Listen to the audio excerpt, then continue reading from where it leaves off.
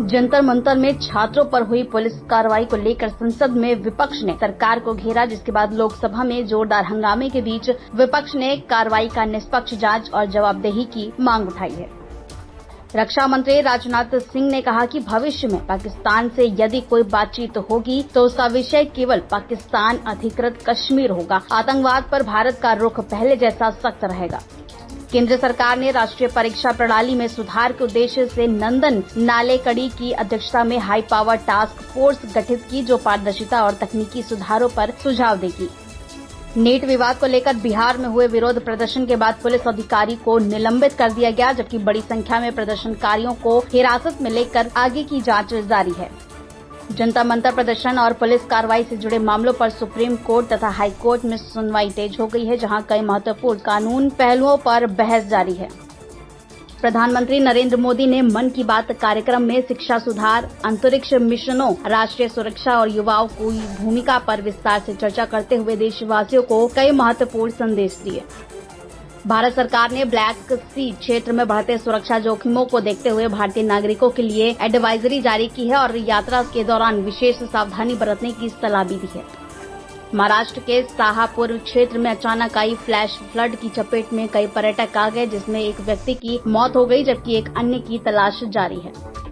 भारतीय मौसम विभाग ने उत्तर प्रदेश सहित कई राज्यों में भारी बारिश से अत्यधिक भारी वर्षा की चेतावनी जारी करते हुए प्रशासन और नागरिकों को आवश्यक सावधानी बरतने की सलाह दी है।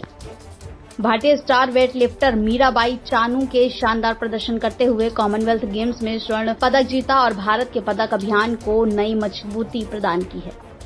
भारतीय वेट लिफ्टर ऋषिकांत सिंह ने दमदार प्रदर्शन करते हुए कॉमनवेल्थ गेम्स में रजत पदक अपने नाम किया है और भारत की पदक तालिका में महत्वपूर्ण योगदान भी दिया है।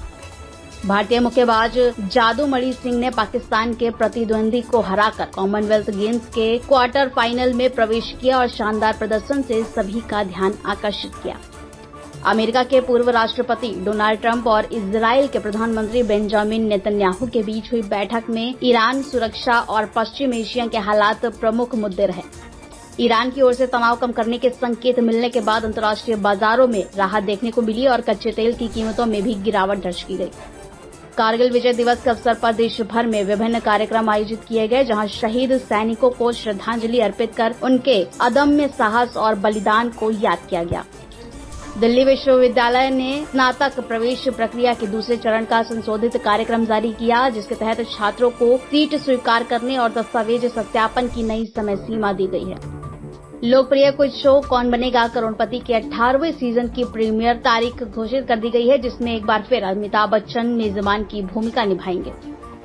एयर एमिवे बंटाई द्वारा जंतर मंतर छात्र आंदोलन पर जारी नया गाना सोशल मीडिया प्लेटफॉर्म पर तेजी से वायरल हो रहा है और युवाओं के बीच चर्चा का विषय भी बना हुआ है। जम्मू कश्मीर के मुख्यमंत्री उमर अब्दुल्ला ने फिल्म निर्माताओं से अपील की है कि वे बदलते कश्मीर की सकारात्मक तस्वीर दुनिया के सामने प्रस्तुत करें और पर्यटन को बढ़ावा दें। जलवायु कार्यकर्ता ग्रेटा थनबर्ग ने सीजेपी के नेतृत्व वाले भारतीय छात्र आंदोलन का समर्थन करते हुए उसे न्याय, लोकतंत्र और जनता की ताकत का प्रतीक बताया तथा कहा कि पूरी दुनिया की साझा लड़ाई है।